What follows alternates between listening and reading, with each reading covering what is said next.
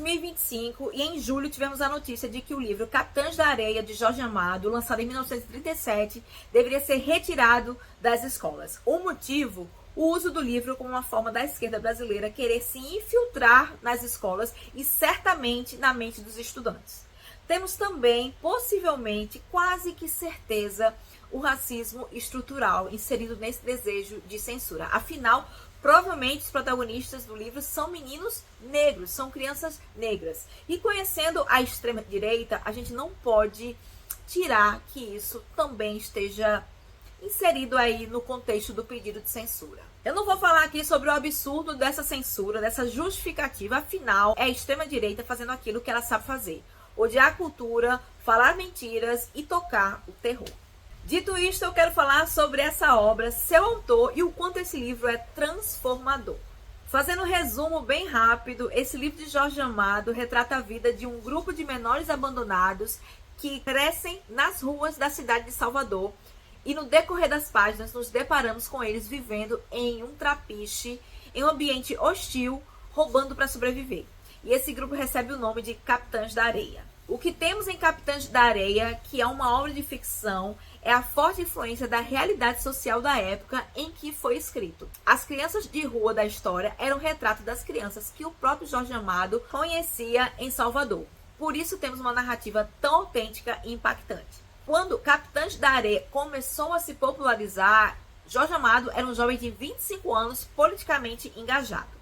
O arco da história dessas crianças, vindas de uma classe oprimida, marginalizada e rejeitada pela sociedade e que na obra tornam-se quase heróis, fazia parte de tudo aquilo que Jorge Amado acreditava e defendia na época. Agora, indo para novembro de 1937, temos uma fogueira na cidade baixa de Salvador, a poucos passos do elevador Lacerda, o atual Mercado Modelo.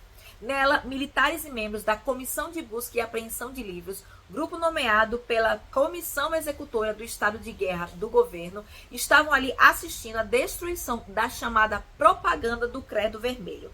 Essa era uma definição das autoridades do recém-instalado Estado Novo de Getúlio Vargas, que resultou na destruição de mais de 1.800 obras de literatura consideradas simpatizantes do comunismo. Mais de 90% dos exemplares incinerados, recolhidos nas livrarias de Salvador, eram de autoria de Jorge Amado. Desde 1930, o Brasil fervilhava em tensões políticas. Após a intentona comunista, tentativa de levante liderado pelo capitão do exército Luiz Carlos Prestes, em 1935, o governo passou a perseguir não apenas membros do Partido Comunista Brasileiro, o PCB, mas também intelectuais associados à ideologia de Moscou.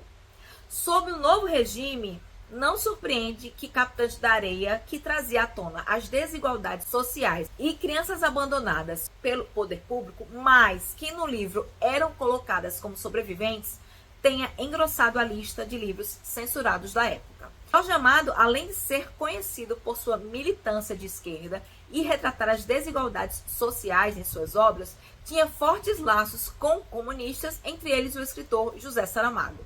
Filiado ao PCB, foi eleito deputado em 1945, foi preso 2 vezes e também foi um exilado político.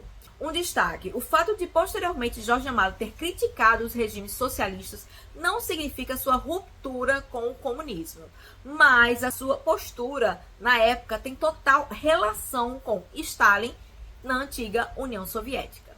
Agora é a vez de falar sobre a minha experiência ao ler Capitães da Areia. Pedro Bala, Sem Pernas, Gato, Boa Vida e Professor tinham mais ou menos a mesma idade que eu tinha na época em que li a história deles. Porém, lá eles tinham uma vida muito diferente da minha.